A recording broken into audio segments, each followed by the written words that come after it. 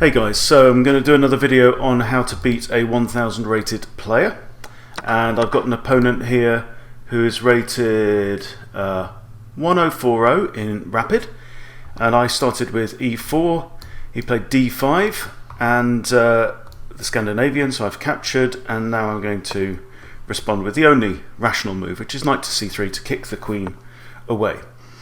Queen moves to a5, which is a pretty standard response. What I want to do now is I want to develop my king's bishop and king's knight, so I just need to decide on an order for that. This is a 30-minute game, so I've got some time to explain some reasoning as we go. I'm just going to bring my knight out. General opening principle, knights before bishops. And I want to make this queen look stupid, really, there. I'm going to play d4. Do I need to worry about this knight coming in? Where's this knight going to come? 3 possible squares. That one's covered. That one is not. That one is kind of covered. So I'm thinking maybe d4 might be a good move. Right, I might then bring my bishop out, and then I can have a potentially discovered attack on the queen. Okay, so I've got black's bishop, light square bishop is now looking at c2. It's defended by the queen, and I think bishop to d3 looks sensible here. Then if bishop takes, I just recapture with the queen. Then I've got my queen out in the board, and his bishop that he's used 2 moves to develop will be off the board. So I've now got 3 minor pieces out on the board. My opponent's got 2 minor pieces and his queen. And the queen can be a target. If I attack the queen's going to have to move, and that could cost black some time. Tempo is the chess term for it. Okay, he's captured. I'm going to go ahead and take back with the queen. I'm now ready to castle. Black is not ready to castle. So I have 1 extra minor piece out in the board, and I have a pawn. And I'm ready to castle. So I feel like I've got a little bit of an advantage here over my opponent. I'm just going to bring my bishop out, bringing it in line with the queen. So now I've got potentially ideas like knight to e4, maybe hitting this knight, but the queen's going to have to move. Okay, so let's think about this move now. If I put my knight there, it'll come with an attack on the queen, so the queen will have to move. And the queen can't stay where it is, can't go there, there, or there. I don't think that's a good move either, because then I can capture with my queen. So are we going to see queen to h5? And that feels like maybe it's not ideal. Let's go ahead with that move. Can't see any issue with it. It also slightly improves my knight. It means my knight's just got 1 step closer towards their black's position, black's king, which still hasn't castled. Okay, so the queen's moved over there. Now I think tactically knight takes f6 with check could be good. That's going to force black to recapture with a pawn. It'll mean black would have an isolated pawn on the h file and 3 pawns here.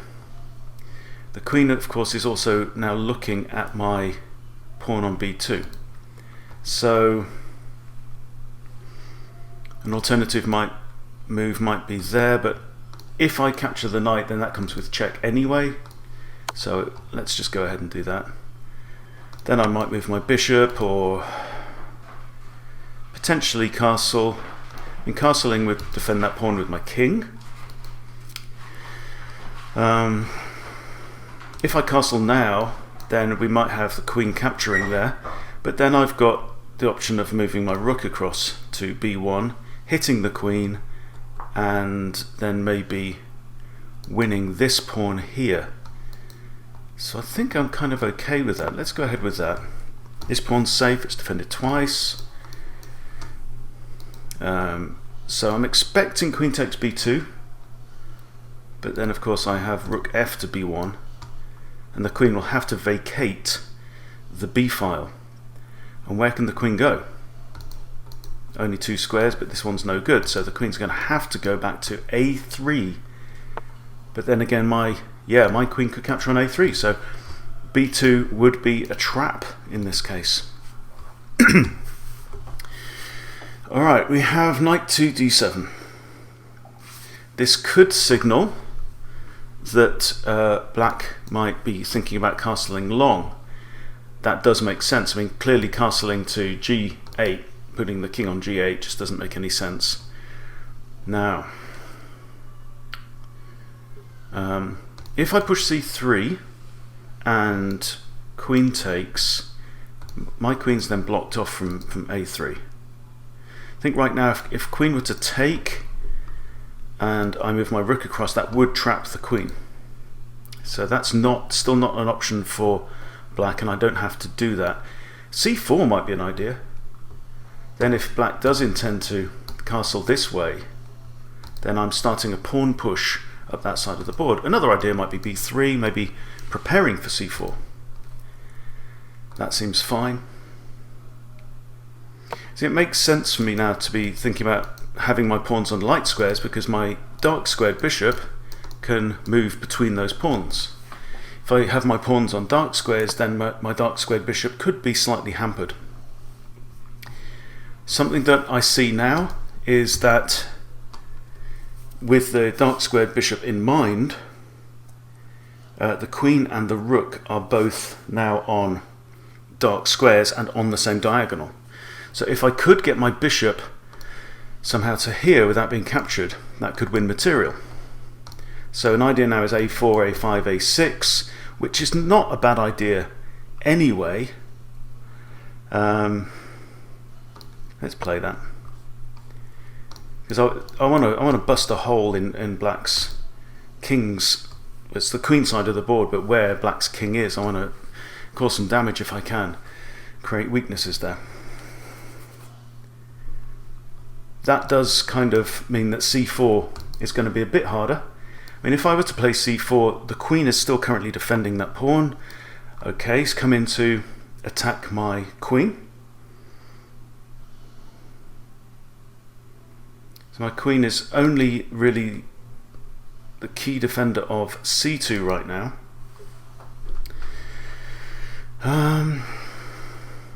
Options then.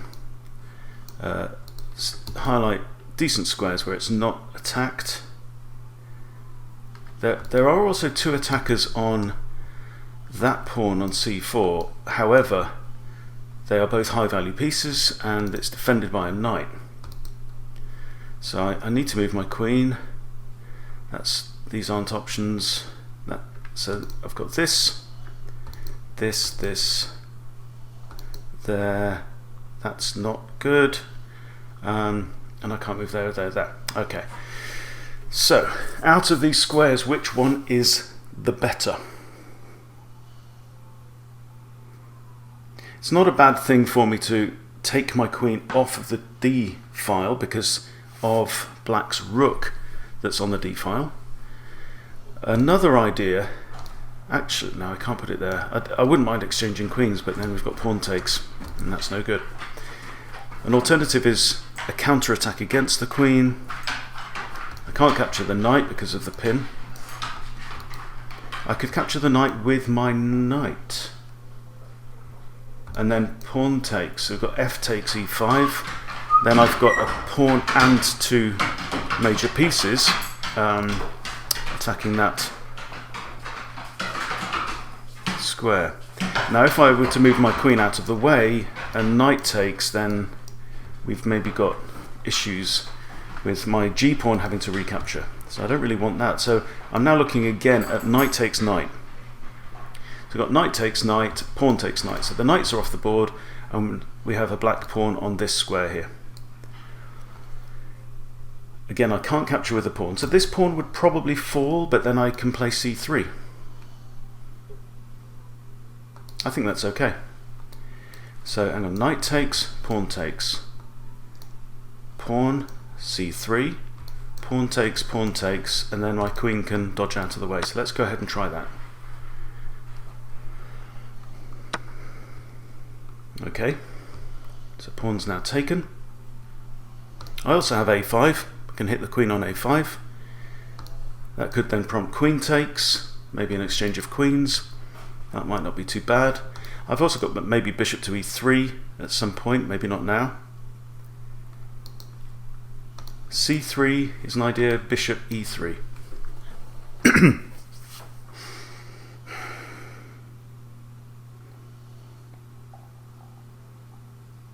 Or a5 with an attack on the queen. Those are my candidate moves. I've got 21 minutes on the clock, so I'm not obliged to rush at this point in the game. And I'm not too concerned about losing the d4 pawn, because it's in the middle of the board. I can always get a rook over there.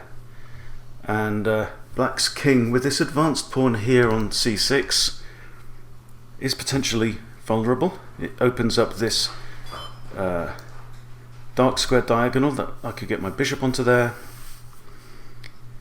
So that's not too bad. What's undefended on black side? I've got a pawn there. This pawn is technically undefended, but I can't capture it now with my pawn. So one idea is even just queen across, let black capture, and then I grab that pawn right here. Or c3 is no good because it allows queen takes b3. So let's discount that one. Okay, so bishop to e3, or a5, or maybe queen f3.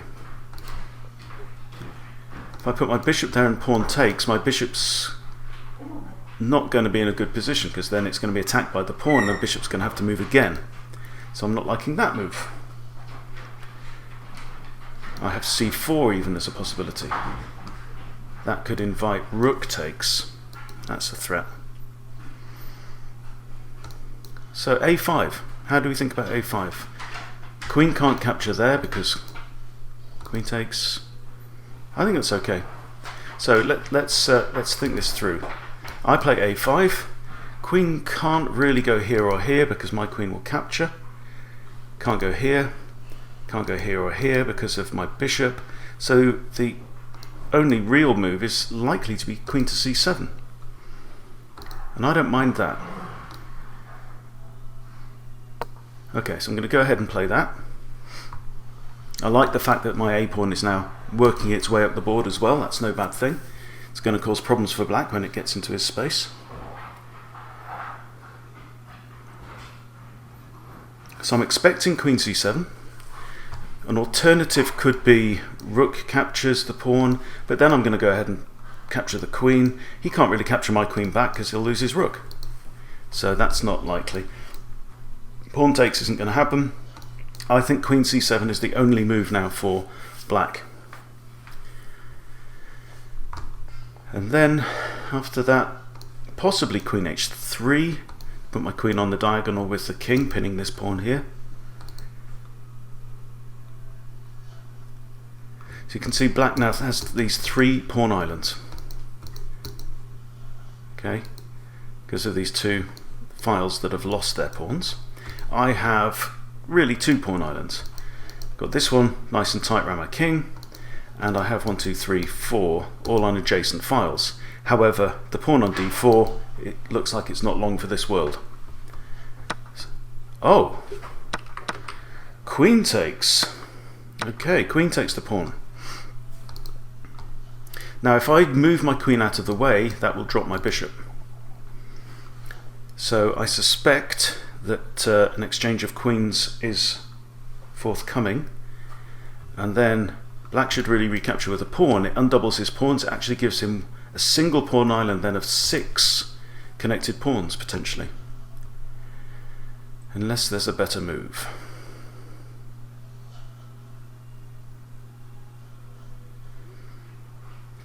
Queen's attacking that rook, but it's okay because my rooks are connected, unlike black's, which are not connected.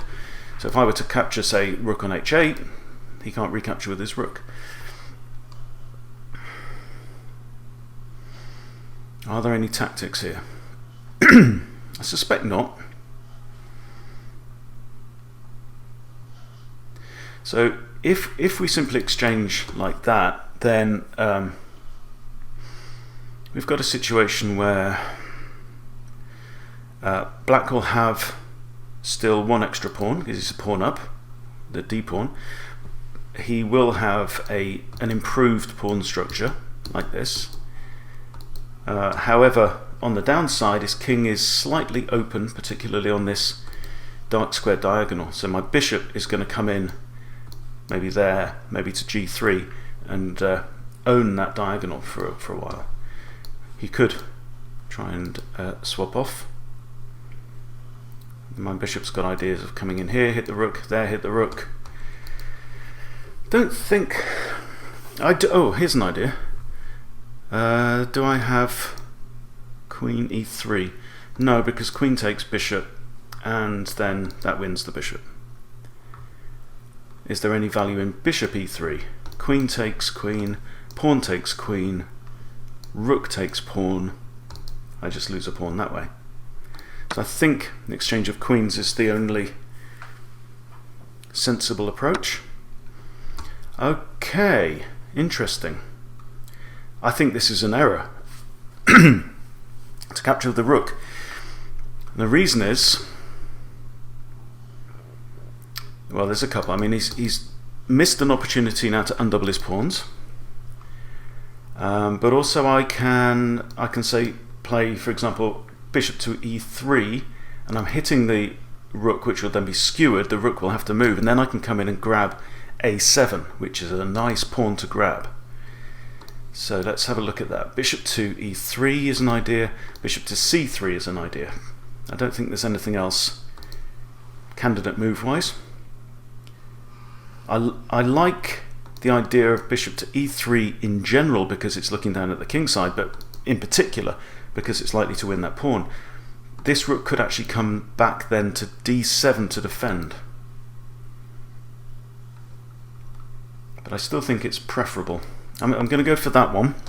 He should drop his rook back, and then I'm going to want to reinforce my pawns and start moving c3, b4, just to cut off some ideas for his dark squared bishop.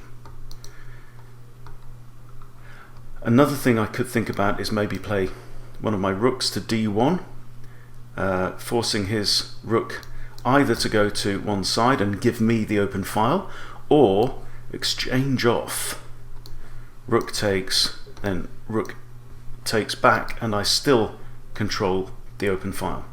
And that's one of the problems of the fact that he's not okay, because he's still not moved his dark square bishop. You see, he hasn't completed development before he's started his attacking ideas. Now rook to there. This opens up some interesting possibilities. Clearly, rook h to g8 is a potential idea, with the idea of rook to come in and grab, but literally I can play g3 at any time and put pay to that idea. So I think I'm just going to go in and win back the pawn. That then leaves the a file clear for my pawn to charge up.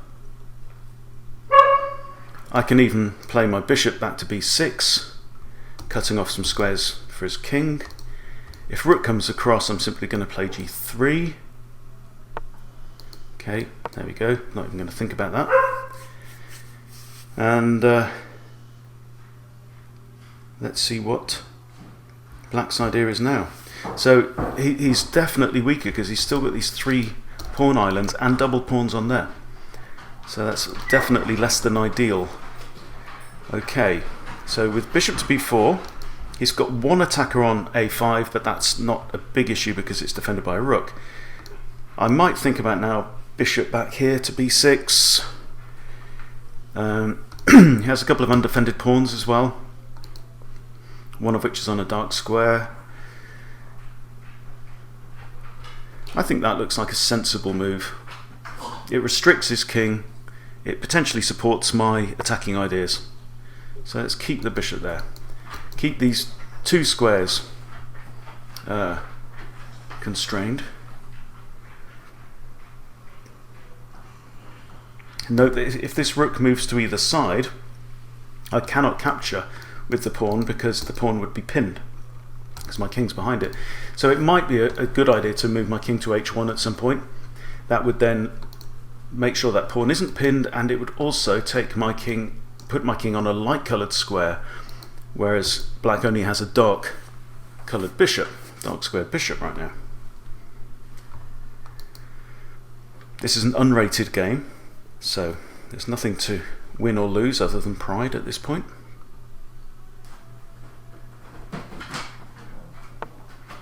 I'm a little surprised that my opponent has used only 5 minutes. I mean, why put up a 30-minute unrated challenge if it's not your intention to use 30 minutes? Okay, I'm just going to play, I think, rook to a2. And that does a couple of things. It defends that pawn on c2, which was previously undefended, and it still protects a5. Not the fact that a5 is in any danger right now, but this pawn will want to move up the board. So let's say I go to a6. If pawn takes, I've got rook takes, and I've started to create a way through. Now, one issue is that right now, okay, a1 is out of bounds for my rooks, so I can't double up my rooks as yet on there. Right, are there any major threats? Bishop takes, doesn't matter, I've got rook captures. Rook takes, I can recapture with h2, but currently both these pawns are actually pinned. So king h1 is a sensible move, although a little passive. I can't push c3 to hit the bishop because it's not defended there. So my candidate moves, oh, hang on, I've just noticed we have my bishop under attack. Okay, so now we have to visualize again. If I allow, so I'm not going to capture the bishop because I don't want to give him a second opportunity to undouble his pawns. If he captures my bishop and I recapture with my pawn on a5, that puts my pawn in a pretty decent position, covering off these squares from the king, and I think I'm in a stronger position. Black does not have an extra pawn. We've both got 6 pawns on the board at this time, so I think I'm going to allow black to capture the bishop. It means I can't push the pawn right now, which means I'm going to play king to h1. So that's made up my mind.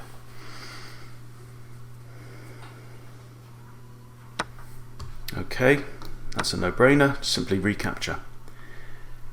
So now I want to probably get these other 2 pawns up here, but more than that, because he's taken his good dark squared bishop off the board, that now allows me to double up, to use the a1 square if I need to. However, his king has now started to make a run for it. If I play rook d1, he'll be in check. He absolutely can't go onto the back rank because of rook a8 with check. We'll force him back to one of these squares, and then I swap off the rooks. So I mean, it's an idea, but what I need to do now is to rely on my superior, slightly superior pawn structure. But I think that in general, I think rook to d1 makes sense anyway. I'm taking control now of the open file. Black's rooks are lined up on the g file, not on the back rank. Okay, wow. So we have an opportunity now. I can, if I wish, swap off some rooks.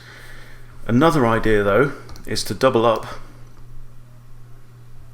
and then drop my rook in there. That would actually win a rook outright, probably prompting black. The right move would be to put his king back there.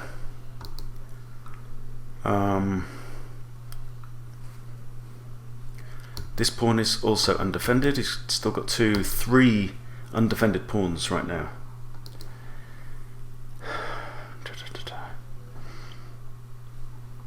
So rook there. Oh, or is that checkmate?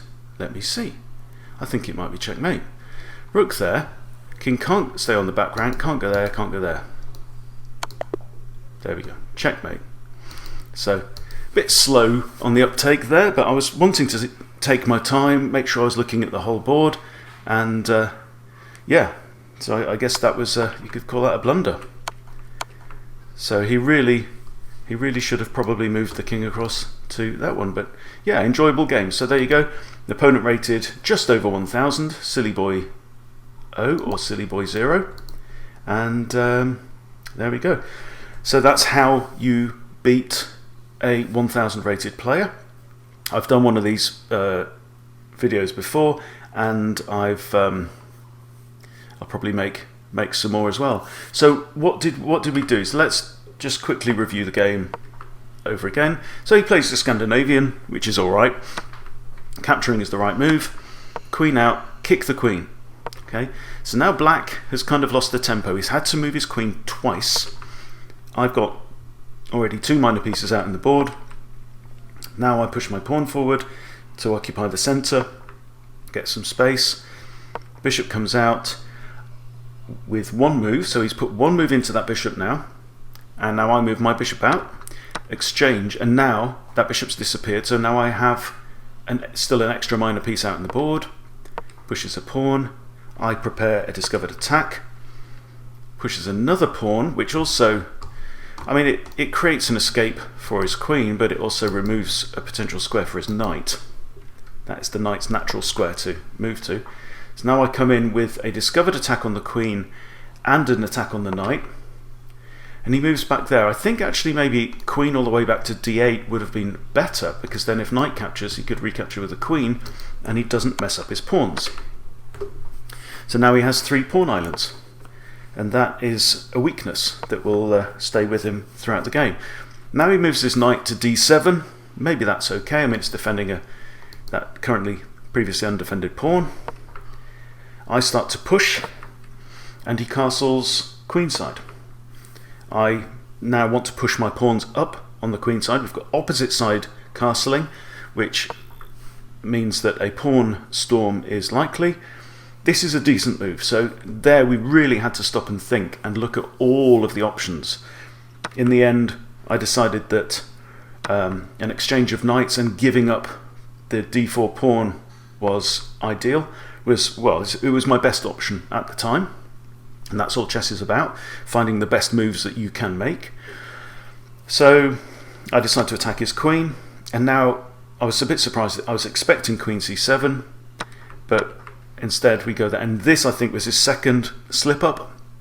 He should have really undoubled his pawns, recaptured with the pawn, and he would have had a big space advantage in the centre of the board, and I would have then been more interested in pushing up here on the queen side. So I attack the rook. Rook moves across. I grab back my pawn. So now material is equal, but I have a superior pawn structure. Rooks double up. I simply defend by pushing the pawn.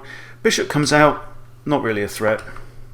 Bishop attacks rook. Rook defends pawn and escapes. Now, sensible move, putting my king on a light coloured square and also preventing any ideas of using the pin. So I'm escaping the pin. We exchange bishops, and now you remember that when I said I didn't mind recapturing with a pawn here because it removed a square from the king, where it maintained that square being unavailable, and also opens up the a1 square. King comes out, kick the king, blunder, because he didn't think this through. Guy's got 23 minutes still left on the clock. He should have calculated that. You have to stop and think, and then that's a checkmate at the end. So there you go, that's how you beat a 1000 rated player. I didn't do anything spectacular. I didn't do anything in that game that you can't do. So if you want to go out and beat 1000 rated players, then slow down, take your time, remember all your basic chess principles that I explain as I go throughout these videos, and you will do very well. You will beat them, you will increase your rating. Enjoy.